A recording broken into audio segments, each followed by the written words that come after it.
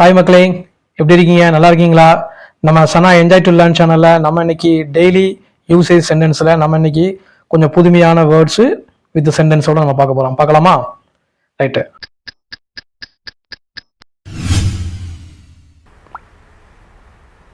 முதல் சென்டென்ஸ் என்னன்னு பாருங்க. நான் உன்னை காயப்படுத்த நினைக்கவில்லை. நான் உன்னை காயப்படுத்த நினைக்கவில்லை. இங்க முக்கியமான வெக்காபுலரி என்னன்னு பாத்தீங்கன்னா காயப்படுத்துதல்.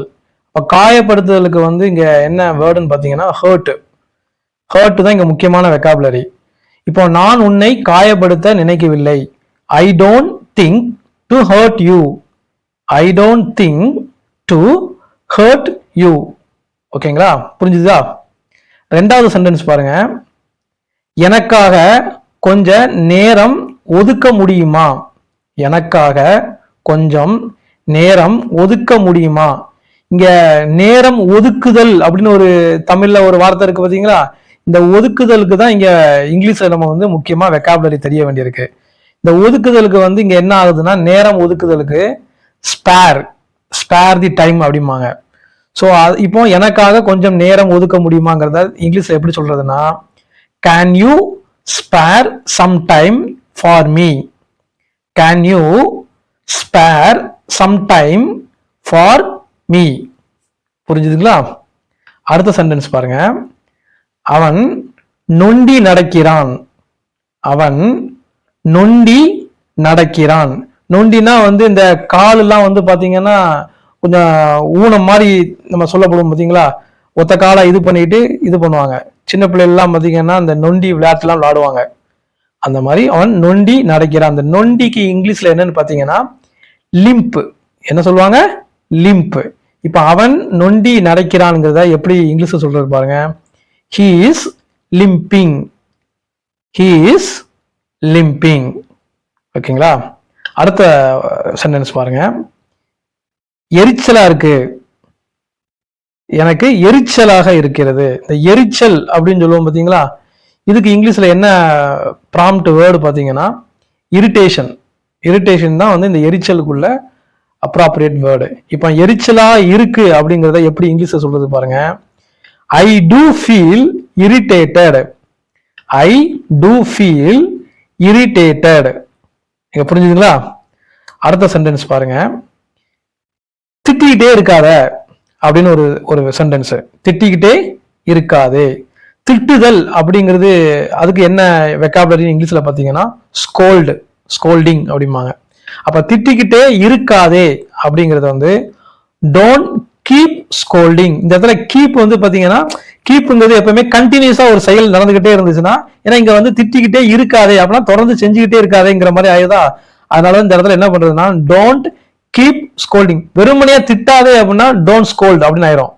ஆனா இங்க திட்டிக்கிட்டே இருக்காதே அப்படின்னா ஒரு கண்டினியூஸ் ஆக்ஷனா இருக்கா இல்லையா? அதனாலதான் இந்த கண்டினியூஸ் ஆக்ஷன் வர்றதுனால இங்க கீப்ங்கிற வேர்டை நம்ம யூஸ் பண்றோம். So don't keep scolding.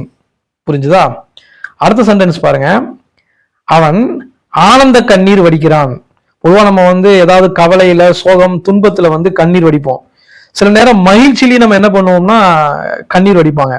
அப்ப அந்த மகிழ்ச்சியில வடிக்கிற கண்ணீருக்கு பாத்தீங்கன்னா ஆனந்த கண்ணீர் அப்படின்னு நம்ம சொல்லுவாங்க.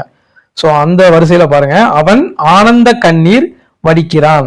இந்த ஆனந்த கண்ணீருக்கு டியர் ஆஃப் ஜாய் அப்படிம்பாங்க. என்ன சொல்லுவாங்க?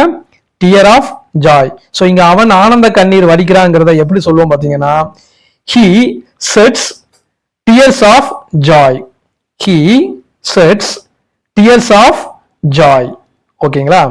அடுத்த இது பாருங்க.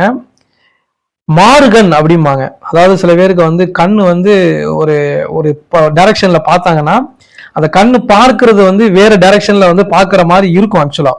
ஸோ அந்த மாதிரி கண்ணுக்கு இங்கிலீஷ்ல என்ன சொல்லுவாங்க பார்த்தீங்கன்னா ஸ்குயிண்டட் ஐ. என்ன சொல்லுவாங்க? ஸ்குயிண்டட் ஐ. ஓகேங்களா? அடுத்து பாருங்க. அதே மாதிரி கண் சிமிட்டாதே அப்படி சொல்லுவாங்க. சில பேர் ஒயாம கண்ணை சிமிட்டிட்டே இருப்பாங்க. ஸோ அந்த கண் சிமிட்டாதைக்கு இங்கிலீஷ்ல என்ன சொல்லுவாங்கன்னா don't blink your eyes.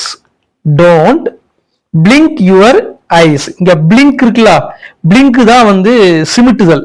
So blink your ஐஸ்னா கண் சிமிட்டுதல். ஸோ கண் சிமிட்டாதேனா don't blink your eyes.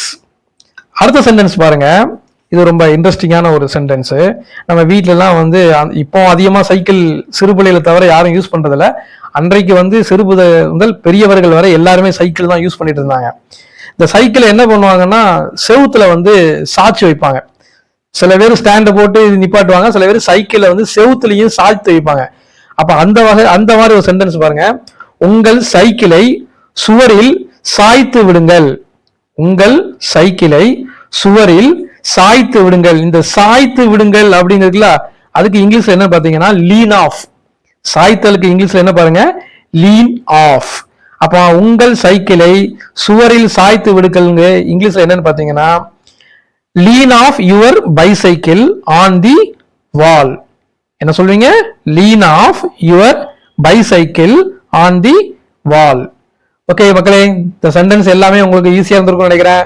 So இந்த வீடியோ உங்களுக்கு ரொம்ப பிடிச்சிருந்துச்சுன்னா லைக் பண்ணுங்க, ஷேர் பண்ணுங்க, கமெண்ட் பண்ணுங்க, சப்ஸ்கிரைப் பண்ணுங்க, மறக்காம பெல் ஐக்கானை கிளிக் பண்ணுங்க. ஓகே, தேங்க்யூ, பாய். மறக்காம சர்ப்ரைஸ் பண்ணுங்க. தேங்க்யூ.